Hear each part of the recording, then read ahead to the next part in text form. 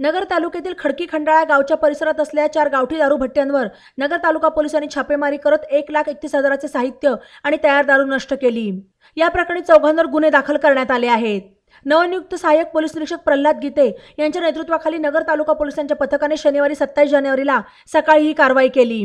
खंडाळा गावच्या शिवारात आरोपी युवराज बजरंग गिरे वय 46 यांच्या राहत्या घराच्या आडोशाला सुरू असलेल्या गावठी दारू भट्टीवर कारवाई करत 70,000चा मुद्देमाल नष्ट करण्यात आला। खंडाळा गावच्या शिवारात आरोपी पोपट गिरधारी गिरे वय 75 यांच्या घराच्या आडोशाला असलेल्या हातभट्टीवर कारवाई करून 42,000चा मुद्देमाल नष्ट करण्यात आला।